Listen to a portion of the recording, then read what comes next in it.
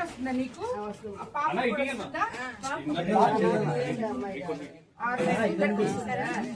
ఇది gas cylinder ఉచితంగా వస్తున్నాయా?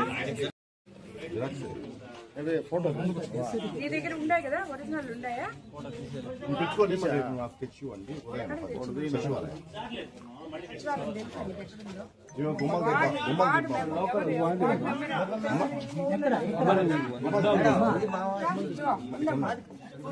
మీరుండేదమ్మా ఈ ఆధార్ కార్డు ఉండేది ఇక్కడ గుమ్మడి దెబ్బకి వెళ్ళి చూడనా? ఎంత ఇచ్చిరా? ఒక్కొక్కటి 3,500.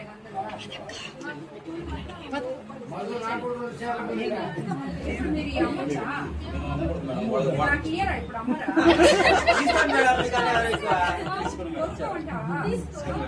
డబ్బులు ఏంటే?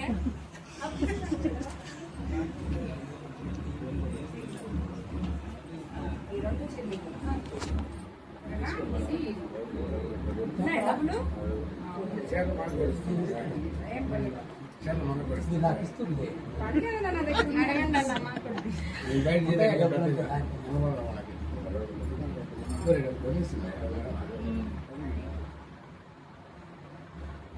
$3,500 ఒక్కొక్కటి. 7,000 ఎమ్మెల్యే తగ్గివా? వాళ్ళ కష్టపడి అంత గుంటలోనే వాళ్ళు 3,000 నీకు 3,500 చెప్పారమ్మా.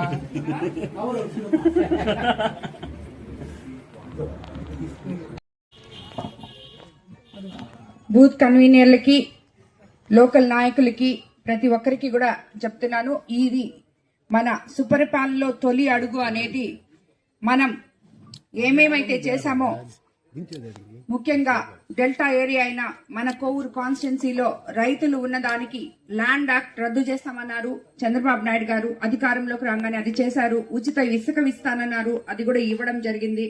అదేవిధంగా గెలిచిన తొలినాటి నుంచి పెన్షన్ 3,000ని 4,000 చేస్తున్నారు, చేశారు. దివ్యాంగుల పెన్షన్ 6,000, డిజేబుల్డ్ పెన్షన్ 15,000 ఇచ్చారు. దీపం పథకం 2 కింద మహిళలకి ఉచిత గ్యాస్ సిలిండర్ ఇవ్వడం జరిగింది. అలాగే మొన్న June 12 ఎప్పుడైతే స్కూల్ రీఓపెన్ అయిందో అప్పుడు ప్రతి ఒక్కరికి కూడా, ఒక బిడ్డ ఉంటే ఒకరికి, ఇద్దరుంటే ఇద్దరికి, అందరికీ కూడా తల్లికి వందనం ఇవ్వడం జరిగింది. అలాగే రాబోయే రోజుల్లో వచ్చే నెల రైతన్నలకు అన్నదాత సుఖీభావ అందించబోతున్నారు. ఆగస్టు 15వ తేదీ నుంచి మహిళలకు ఉచిత బస్సు సర్వీస్ ఇవ్వబోతున్నారు. చేనేత కార్మికులకు 100 యూనిట్లకి సబ్సిడీ ఇచ్చారు. ఆల్రెడీ రాబోయే రోజుల్లో ఇంకొక 200 యూనిట్లు కూడా ఇస్తున్నారు. మనకి ఇక్కడ ఒక గుమ్మళ్ళ దిబ్బలో 75 లక్షలతో ఎంపీ గారి సహకారంతో ఒక క్లస్టర్ కూడా ఏర్పాటు చేసుకున్నాం. అదేవిధంగా మనము రాబోయే రోజుల్లో స్కూల్స్ అన్ని మన విద్యాశాఖ మంత్రి లోకేష్ బాబు గారు ఒకే క్లాస్ కి ఒక టీచర్ అనే కాన్సెప్ట్ తో సన్న బియ్యం భోజనం మధ్యాహ్నం పెడుతూ నాణ్యమైన కిట్స్ అన్ని, బ్యాగులు గాని, పుస్తకాలు గాని పిల్లలకు అందించి సంస్కరణలు తీసుకొచ్చారు విద్యా వ్యవస్థలో. అలాగే పవన్ కళ్యాణ్ గారు గత 5 సంవత్సరాలు తట్టడు మట్టి కూడా వేయని రోడ్లలో గతుకులు లేకుండా, గుంతలు లేకుండా ఉన్న రోడ్లని మనకి ఏర్పాటు చేయడం జరిగింది. ఇవన్నీ కూడా రాబోయే రోజుల్లో, ఇది మనకి మొదలై సంవత్సరం కాలమే అయింది, ఇంకా 4 సంవత్సరాలు ఉంది. మన సుపరిపాలనలో తొలి అడుగు కూడా ఇది 2వ రోజు. అంటే నీళ్ళు అసలు రావట్లేదా? ఒక టైపింగ్ లో వస్తున్నాయా?